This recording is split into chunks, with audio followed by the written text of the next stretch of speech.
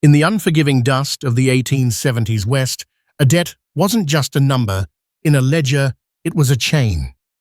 For a man named Jedediah Kane, that chain had been forged in betrayal and tempered in blood. Beaten, broken, and sold on an auction block like cattle, he had lost everything, except the small, terrified hand of his son, Caleb. But on that sweltering Texas afternoon, when all hope seemed lost, salvation came from the most unlikely savior imaginable, a lone, pregnant widow named Alina Thompson. She bought them a broken cowboy and his boy with every last dollar to her name. Why? That's the question the town of Redemption Gulch asked. But what happened next? What unfolded on that isolated ranch between a desperate mother-to-be and a man with a deadly secret would unravel the entire town and leave it weeping in the dust. The sun was a merciless hammer over Redemption Gulch, beating down on the cracked earth and weathered storefronts until the very air shimmered with heat. It was the kind of heat that baked the hope out of a man, leaving only the dry grit of survival. On this particular Tuesday, that grit was concentrated in the town square, where a makeshift auction platform had been erected. It wasn't for livestock or foreclosed property. It was for a man.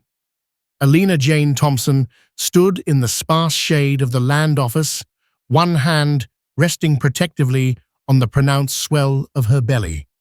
6 months, a widow, 7 months pregnant. The townsfolk gave her a wide berth, their pity, a tangible thing she could feel on her skin. They saw a woman on the brink, the owner of a ranch too large for one person to manage, a woman whose gentle-hearted husband, Robert, had been taken by a fever just as their dream was taking root. They saw a tragedy waiting to happen. They didn't see the steel spine holding her upright. Her eyes were fixed on the platform, on the man standing there and the small boy clutching his leg. The man was Jedediah Kane. Alina didn't know him well, but she'd seen him.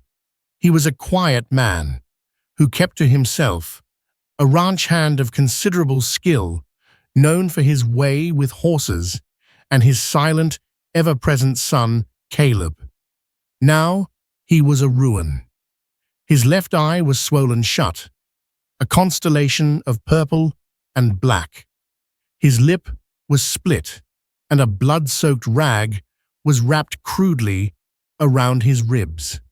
Yet he stood tall, or as tall as his injuries would allow, his one good eye scanning the crowd, not with fear, but with a chilling, defiant emptiness. The boy, Caleb, no older than 7, was pale and trembling, his knuckles white where he gripped his father's torn trousers. The auctioneer, a portly man named Henderson, whose sweat stains formed a map on his shirt, cleared his throat. "All right, folks, let's get this unfortunate business concluded. As you all know, Mr. Jedediah Kane fell into significant debt with our esteemed citizen, Mr. Silas Blackwood." A murmur went through the crowd as Silas Blackwood himself stepped forward. He was a man who seemed to cast a shadow even in the high noon sun. Dressed in a fine black coat, despite the heat, his silver hair was slicked back, and his face was a mask of cold, predatory satisfaction. He owned the largest cattle operation in the county and held the town in a grip of financial and psychological terror.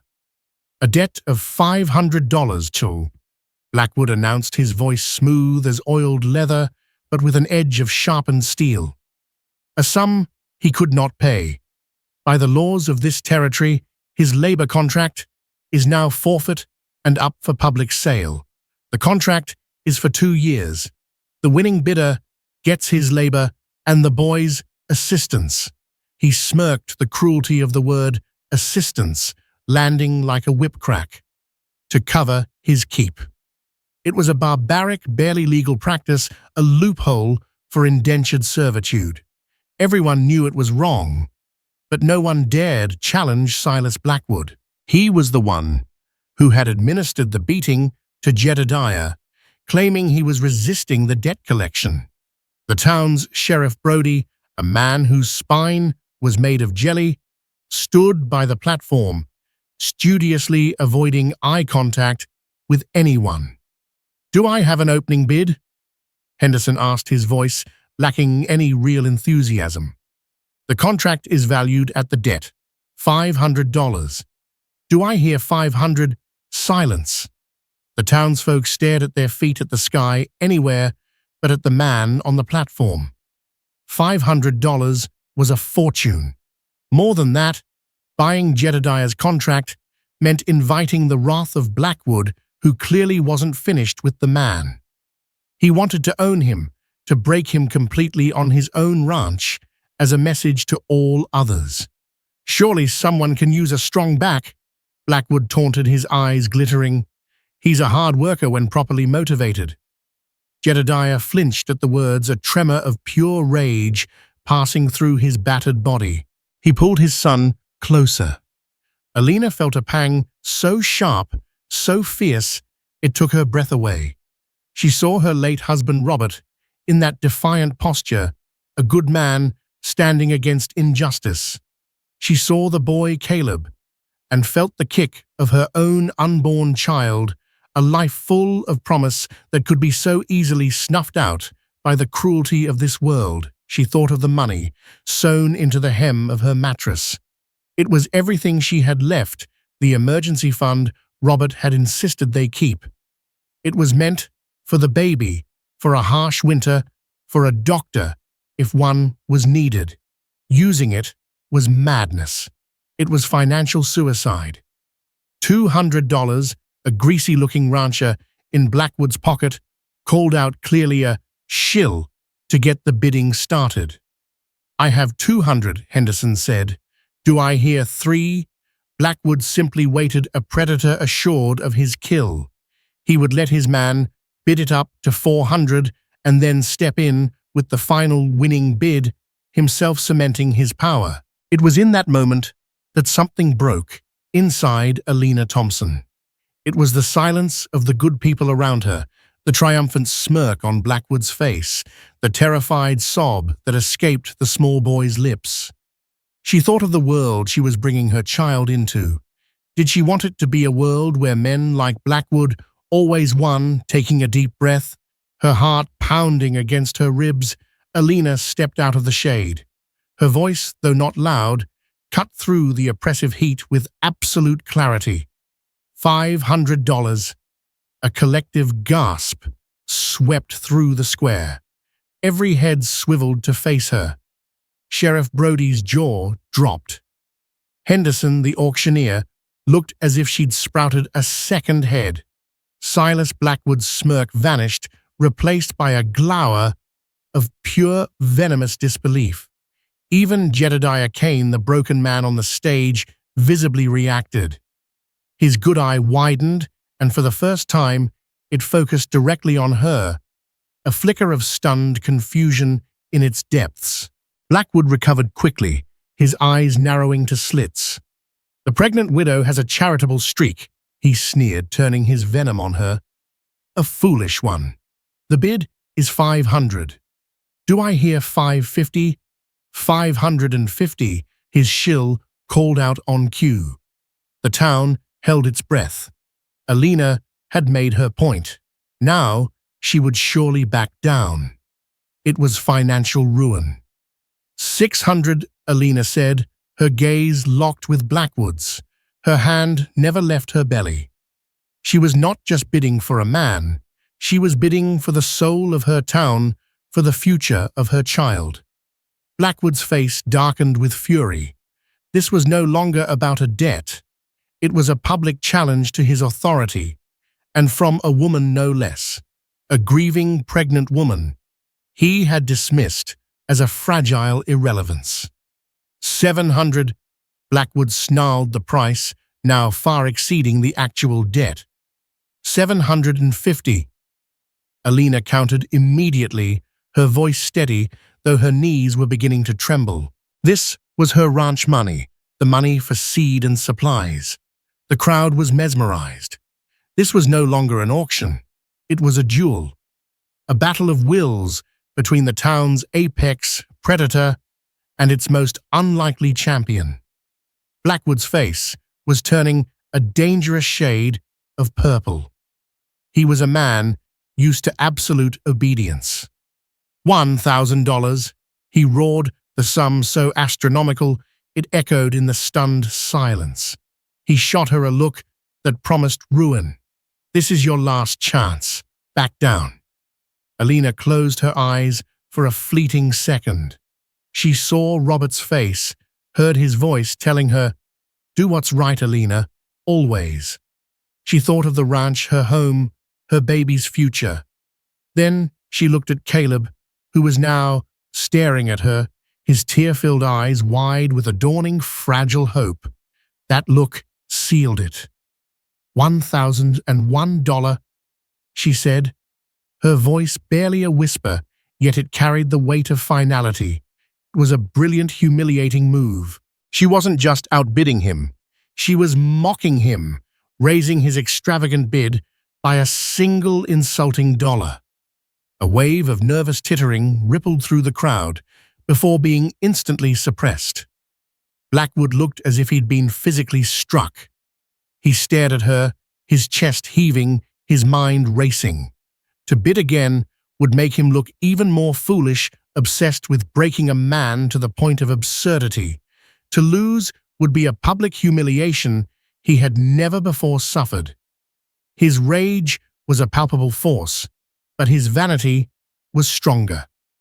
With a look of murderous hatred that promised a long and bitter retribution, he gave a sharp, almost imperceptible shake of his head to Henderson. Henderson, sweating profusely, banged his gavel. The sound cracked like a gunshot in the still air. Sold to Mrs. Alina Thompson for $1,001. A heavy silence fell over the town square. Alina stood alone, trembling slightly, the full weight of what she had just done crashing down on her. She had spent her entire fortune. She had made a mortal enemy of the most dangerous man in the county, and she had just bought a beaten, broken stranger and his son. As Blackwood's men grudgingly untied Jedediah's hands, the cowboy stumbled, his legs barely holding him. He slid off the platform and stood before her, his son still clinging to him. He looked at the ground, then slowly lifted his head, his one good eye meeting hers. The emptiness was gone, replaced by a turbulent storm of confusion, shame, and a spark of something she couldn't name. "Ma'am," he rasped, his voice raw. "Why?" Alina looked from his battered face to his terrified son, and then placed her hand back on her own belly. "I don't abide bullies, Mr. Kane," she said softly, "and I believe every child deserves to see his father stand tall." The town of Redemption Gulch watched as the pregnant widow turned and began the slow walk back to her wagon, the beaten cowboy and his son following a few paces behind, like ghosts. No one cheered. No one offered to help. They just watched, their faces a mixture of awe and terror. They knew this was not the end. It was the beginning of a reckoning, and it would unfold on that lonely ranch, far from the eyes of the town, with consequences no one could yet imagine. The road from Redemption Gulch to Alina's ranch was a silent, dusty ribbon.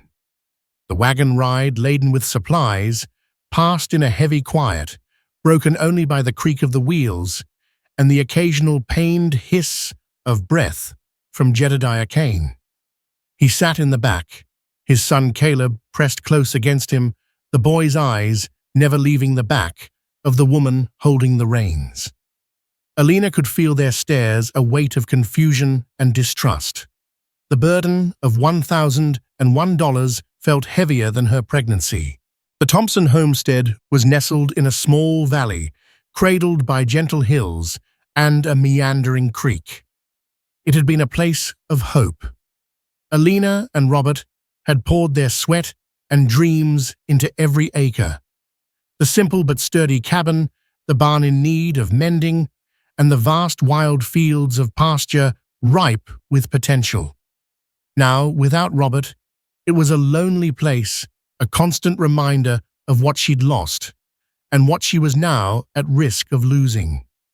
As they arrived, the sun began to set, painting the hills in a sorrowful orange and purple. Alina halted the wagon near the barn. "We're here," she said softly. Jedediah moved slowly, each motion a study in pain.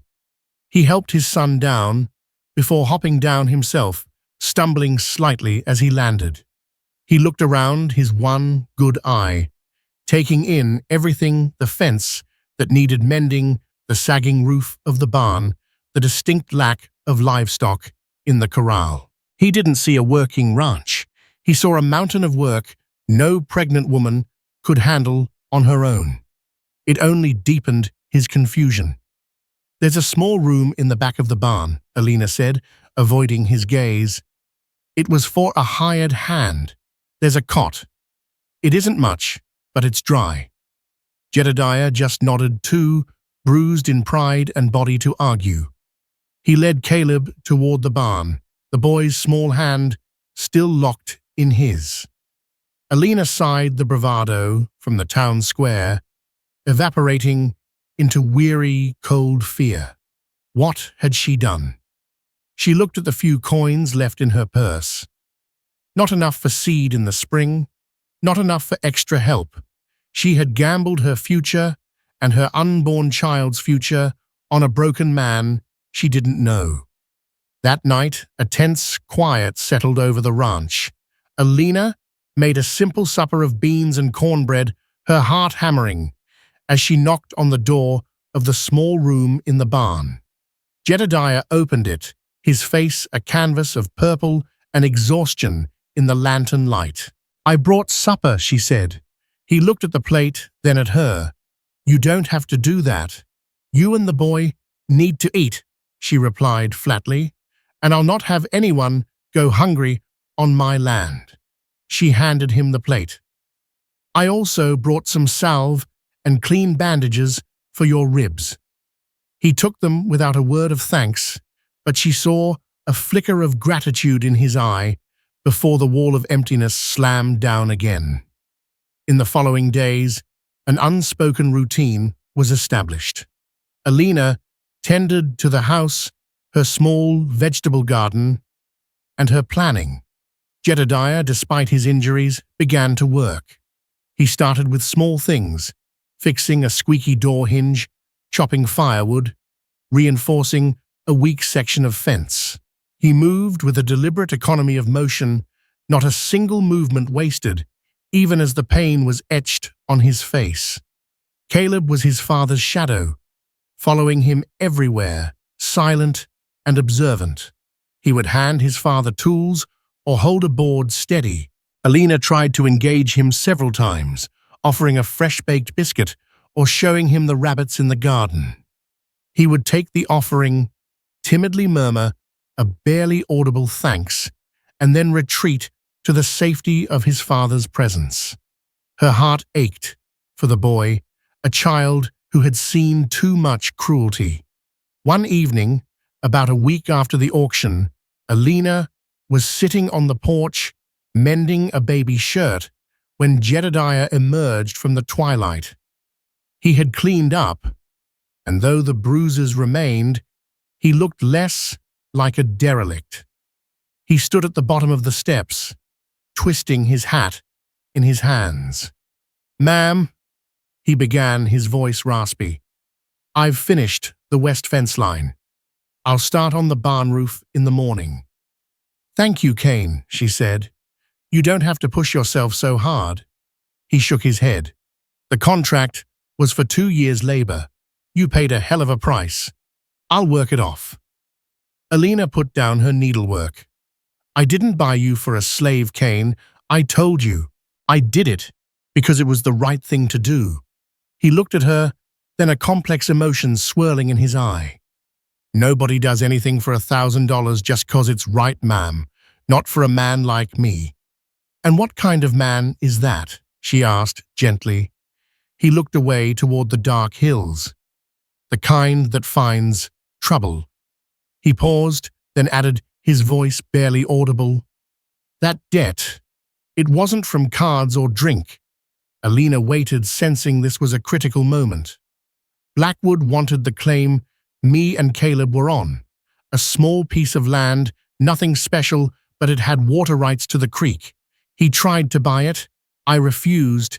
Then Harshua, he invented the debt. Said I owed him for supplies I never took.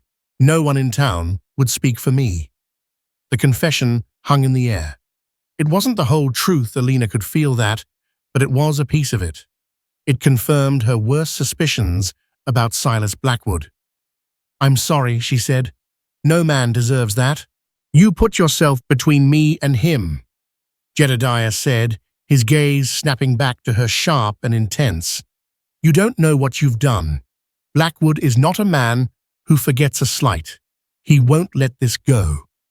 "Then we won't let him," Alina countered, resolve returning to her voice. She stood up, her hand returning to her belly.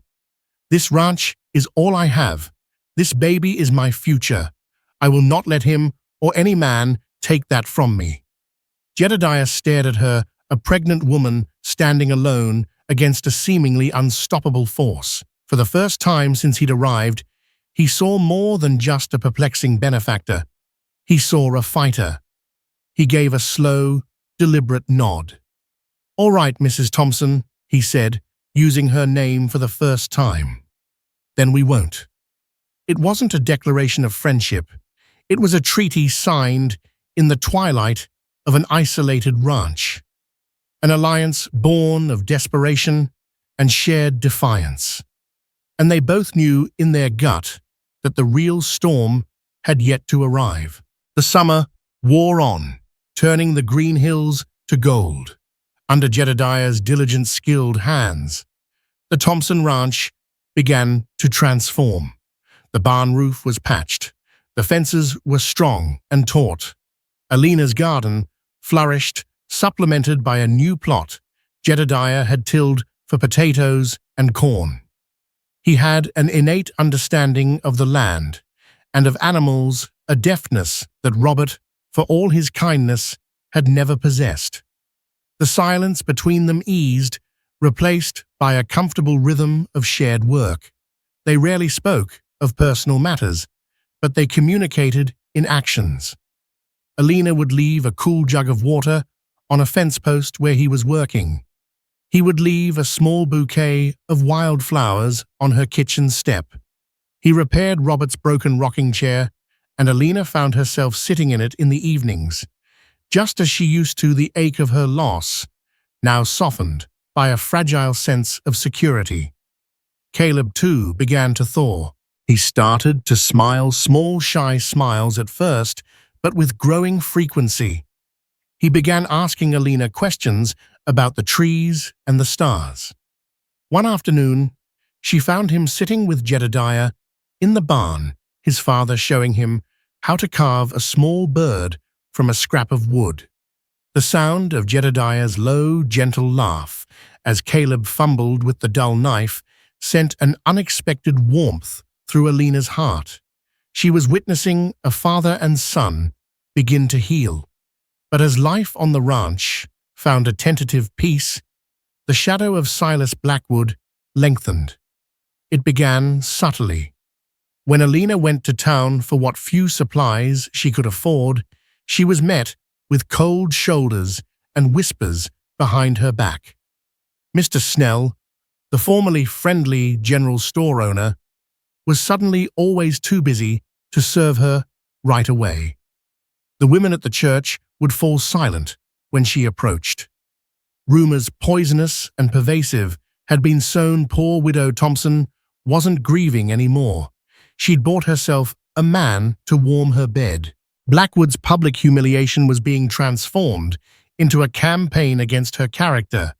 Then came the sabotage. One night, Alina's prized horse Buttercup was found outside her corral. Jedediah found her the next morning, miles away, spooked but unharmed. The gate latch had been deliberately opened. A few weeks later, they woke to find a section of the north fence cut, allowing the few scrawny cattle they owned to wander onto Blackwood's land. Jedediah spent a full day rounding them up, enduring the jeers of Blackwood's men who watched from a ridge. Each incident was a small needle prick designed to unnerve, to remind them they were being watched. The tension began to take its toll. Jedediah grew more silent and watchful, his eyes constantly scanning the hills. Alina felt a persistent dread gnawing at her peace. The breaking point came on a moonless night. Alina was startled awake by the frantic barking of their little dog Patch. She sat up in bed, heart pounding. Then she heard it, a sharp, pained yelp, abruptly cut short. Before she could move, her bedroom door flew open. Jedediah stood there, clad only in his trousers, holding a rifle Alina had never seen before. He moved with a lethal grace and purpose that was a world away from the injured farmhand he had been. "Stay in here and lock the door," he commanded, his voice low and urgent. "Do not come out for any reason." He melted into the darkness. Trembling, Alina did as he said, shoving a dresser against the door. She stood in the dark, listening, a hand on her belly.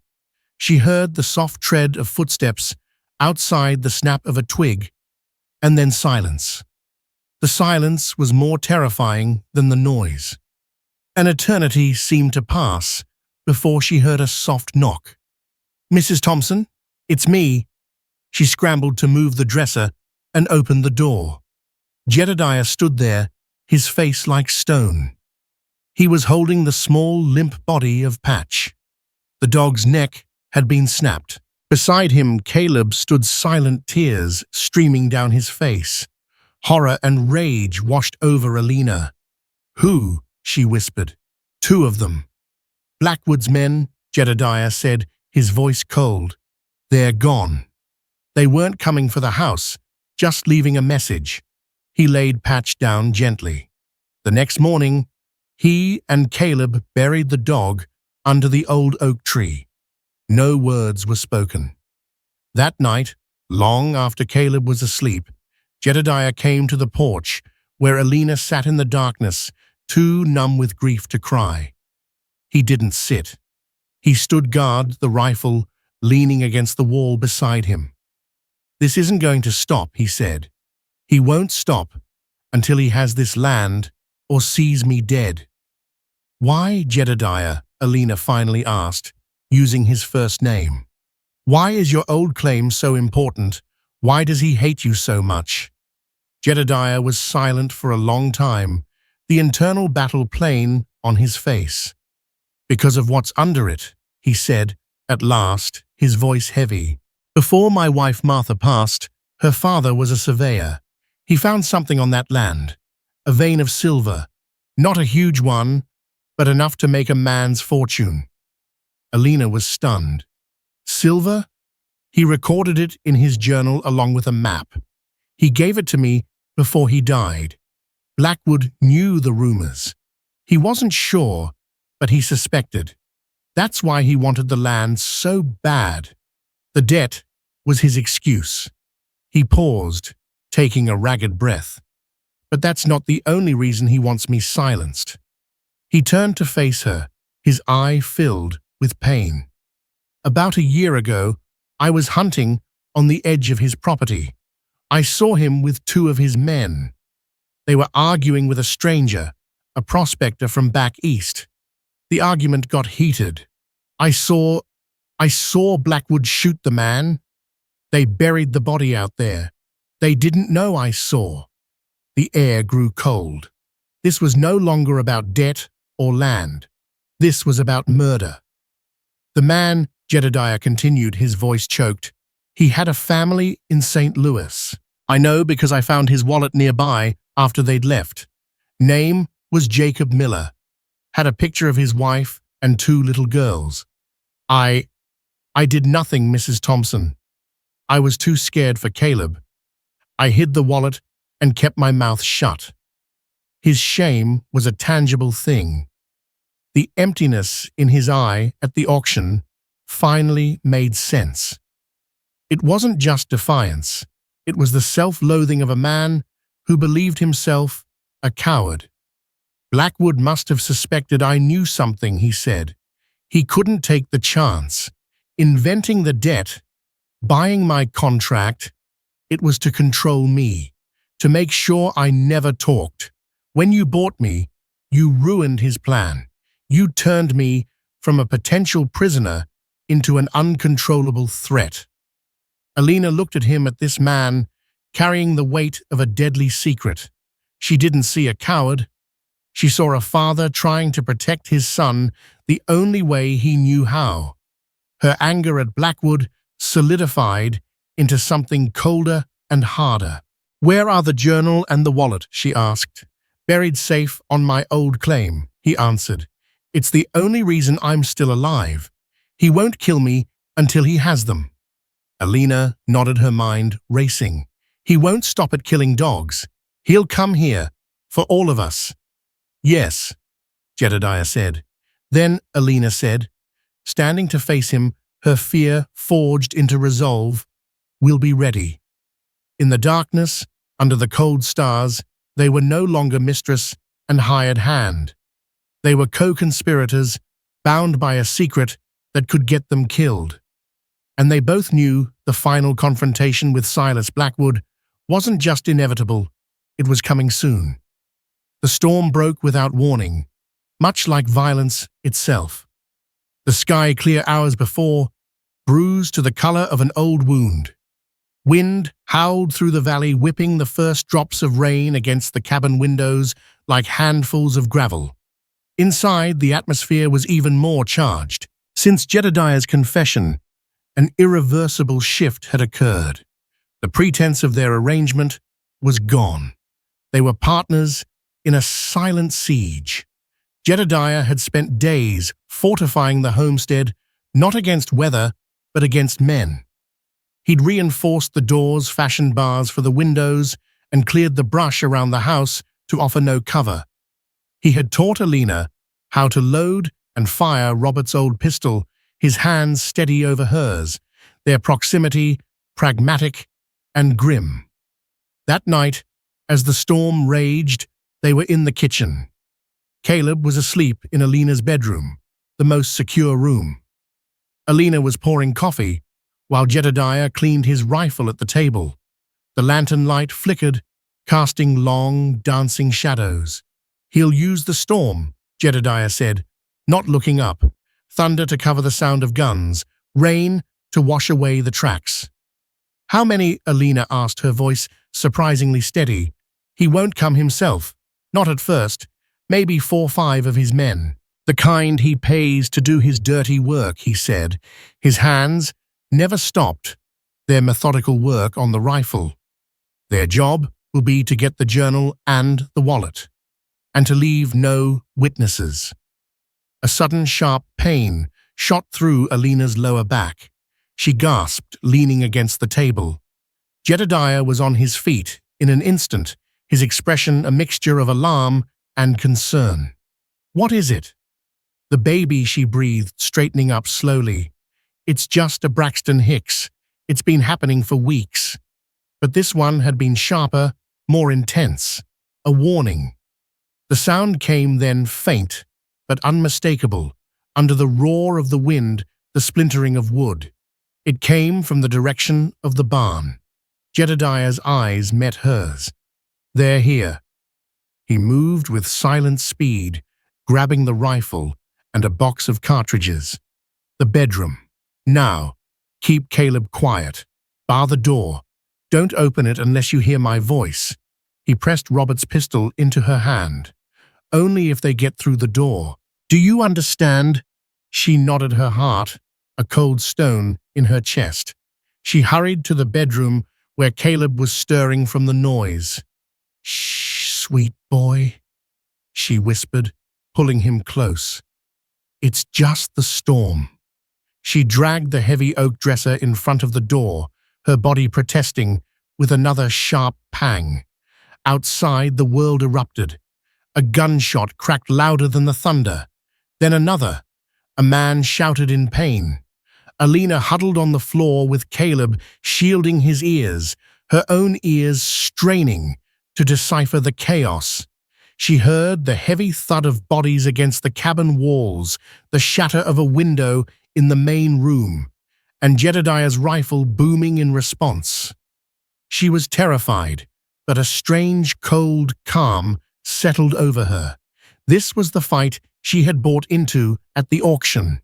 This was the price of standing up. Suddenly, a new sound close by. A scraping at the bedroom window. One of them was trying to get in from the back. She looked at the window, then at the sleeping child in her arms, and the pistol in her hand. Robert's pistol. He had bought it to protect her, to protect their home. Her hand trembled as she raised it. The window frame splintered as a man's arm reached through, fumbling for the lock. Alina didn't think. She aimed at the dark shape and pulled the trigger. The explosion was deafening in the small room. The man outside screamed a raw sound of agony and surprise. And then there was a heavy thud as he fell. Silence. Caleb was crying, terrified by the blast. Alina was shaking uncontrollably, the smell of gunpowder thick in her nostrils. The fighting outside seemed to intensify. She could hear Jedediah moving his shots measured and precise. 2 more men went down. She heard their final guttural cries. Then a voice dripping with rage and authority cut through the storm. "Kane, you're alone.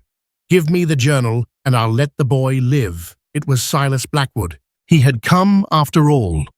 "Go to hell, Blackwood," Jedediah roared back. Another sharp contraction seized Alina, this one making her cry out. It was no longer a false alarm. The stress, the fear it had started her labor. She looked down at Caleb, his face buried in her dress, and knew she had to hold on. A tense silence fell, punctuated only by the drumming rain. Then the front door of the cabin crashed inwards. Alina's blood ran cold. She heard a struggle, the sounds of a desperate close-quarters fight. A gunshot. A grunt of pain. She didn't know who had been hit. "Jedediah," she called out, her voice a weak tremble. No answer. "Jedediah?" Only the sound of the storm. Panic seized her. She pushed against the dresser, her body screaming in protest, desperation giving her strength. She had to know. She moved the heavy furniture just enough to peer through a crack. The main room was a wreck. 2 of Blackwood's men lay dead. Near the doorway, Silas Blackwood stood over Jedediah, who was on his knees, clutching a bleeding wound in his shoulder. Blackwood held a pistol aimed directly at Jedediah's head. "Now!" Blackwood sneered, his face a mask of triumph. "For the last time, where is it?" Jedediah just looked up at him, blood dripping from his lips, and spat. "I'll see you in hell first." "I can arrange that," Blackwood said, cocking the hammer. It was then that Alina moved. She didn't have the pistol. She only had herself. She burst from the bedroom, a figure of maternal fury, her nightgown soaked with rain from the broken window, her hair wild about her face. "Get away from him," she screamed. Blackwood spun around, startled.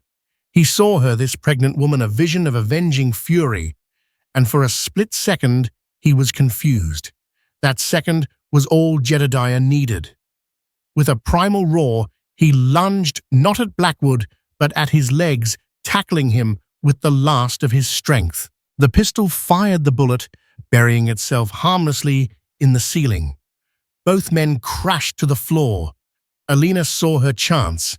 She grabbed the heavy iron poker from the fireplace. As Blackwood struggled to bring the gun around, she brought the poker down on his wrist with all her might. There was a sickening crunch of bone, and the pistol clattered across the floor. Blackwood howled in agony, clutching his shattered hand. Jedediah was on him then, his rage fueling him. The fight was short and brutal. It ended with Jedediah on top his hands around Blackwood's throat, the rancher's life draining away under his grip. But he stopped.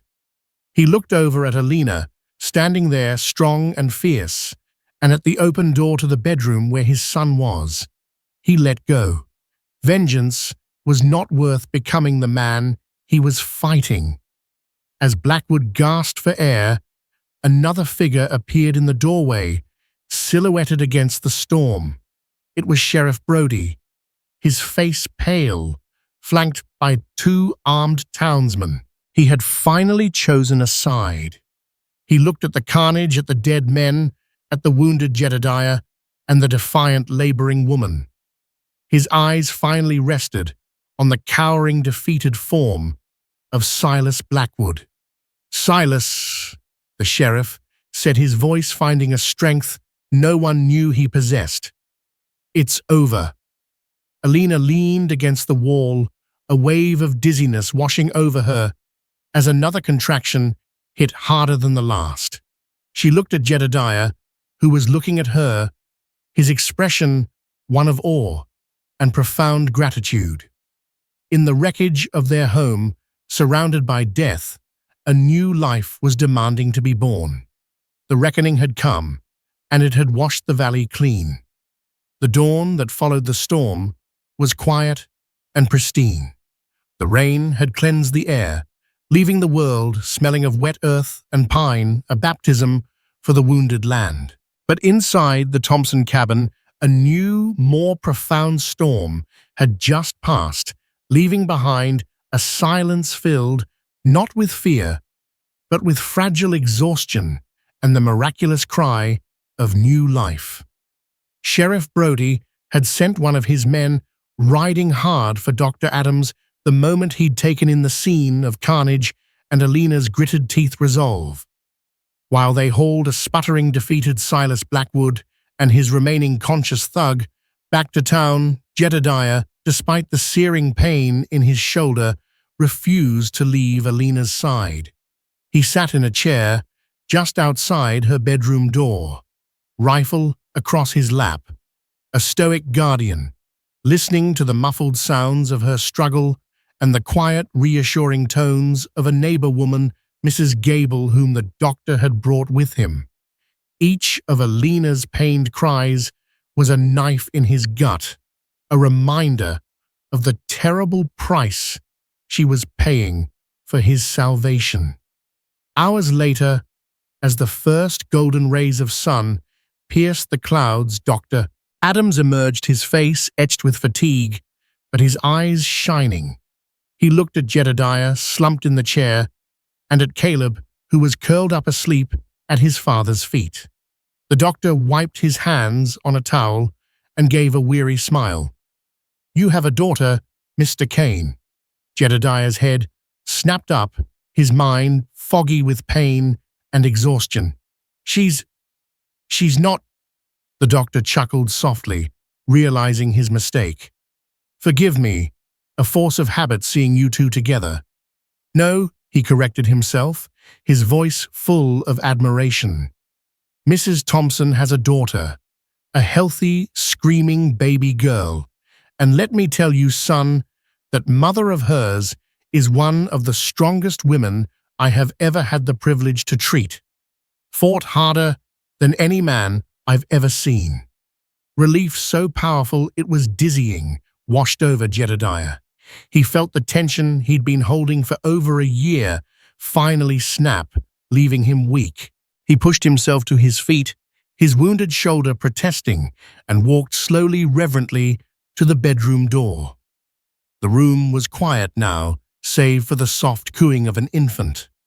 The air smelled of clean linen and new life, a stark contrast to the gunpowder and death of the night before.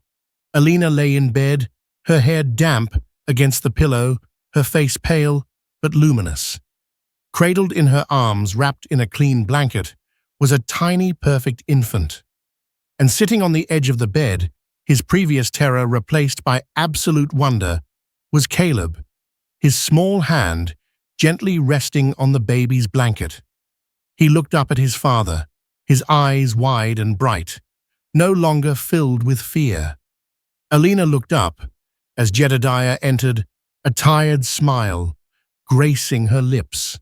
Their eyes met over the small bundle, and in that single gaze, an entire library of unspoken words passed between them. It was a look of shared trauma, of profound gratitude, of mutual respect, and of something deeper, something tender and new that had been forged in the crucible of fear and battle. "We need to give her a name," Alina whispered, her voice tired but suffused with a joy so pure it seemed to light up the room.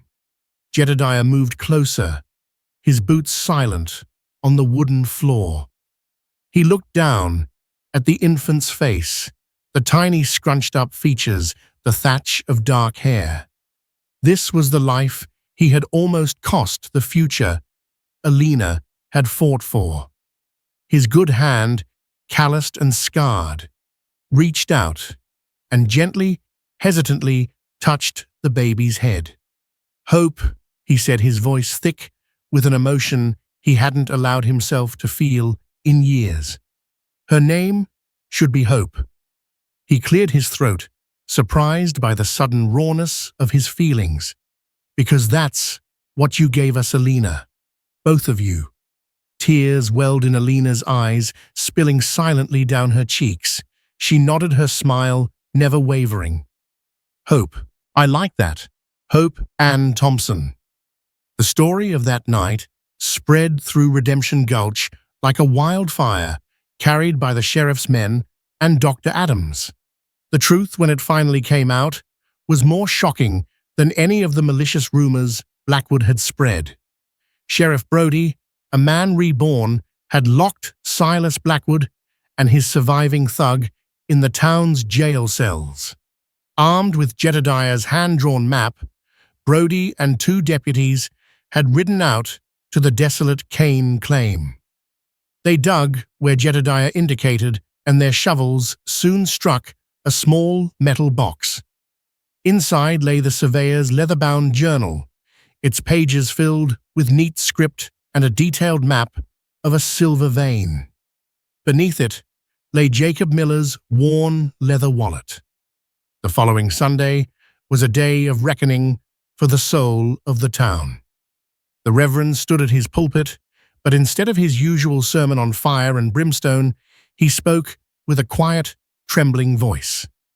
He didn't just read from the Bible, he held up Jacob Miller's wallet. He told the stunned congregation the full story, not just of a murder, but of their own complicity.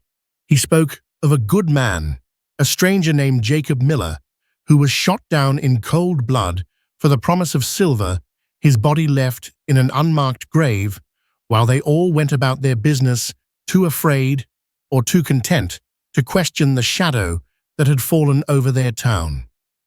He opened the wallet and carefully removed the faded photograph. He held it up for all to see. "This is Mr. Miller's wife, Sarah, and these are his daughters, Emily and Clara," the Reverend announced, his voice cracking.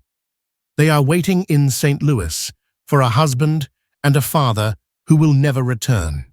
They wait because one man's greed knew no bounds, and because our town's fear was greater than its conscience." Heads bowed all across the church. Mr. Snell, the store owner, stared at his hands, his face a mask of shame as he remembered his coldness toward Alina. The women who had whispered behind her back now dabbed at their eyes with their handkerchiefs. "Then," the Reverend continued, his voice rising, "God sent us a test. He sent us Jedediah Kane, a man carrying a terrible burden, a witness who feared for his child's life. We scorned him. We cast him out. And then God sent us Alina Thompson, a grieving widow, a woman on the brink whom we pitied but did not help. And what did she do? She stood up. She stood alone against the wolf we had allowed to guard our flock. She bought a man's freedom, and in doing so began the fight to reclaim our town's soul. We call ourselves Redemption Gulch, he thundered, his eyes sweeping over his weeping congregation. But we were a town of cowards. It took a lone pregnant woman in the heart of a storm, in the throes of childbirth, to show us the meaning of courage. It took her and the man she saved to buy our redemption, not with $1,000, but with blood bravery and the birth of a child named Hope. There was not a dry eye in the church. The people of Redemption Gulch wept. They wept for Jacob Miller and his lost family. They wept in shame for their own silence and willful ignorance, and they wept with a terrible, cleansing gratitude for the two people they had wronged and for the new life that symbolized a second chance for them all. That afternoon, a strange procession made its way down the dusty road to the Thompson Ranch. It was not a posse, but a pilgrimage. A train of wagons, led by Mr. Snell and Sheriff Brody, rumbled into the valley. They were laden with lumber, new panes of glass, boxes of food, bolts of cloth tools, and even a new rocking chair. As they pulled up, Jedediah came out onto the porch, baby Hope sleeping in a sling against his chest, his expression wary. Mr. Snell, the portly store owner, walked forward, his hat in his hands, his face red with sincere shame. "Mrs. Thompson is resting," he asked Jedediah quietly. Jedediah nodded. "Mr. Kane," Snell began, his voice unsteady. We've come to make amends, to help rebuild.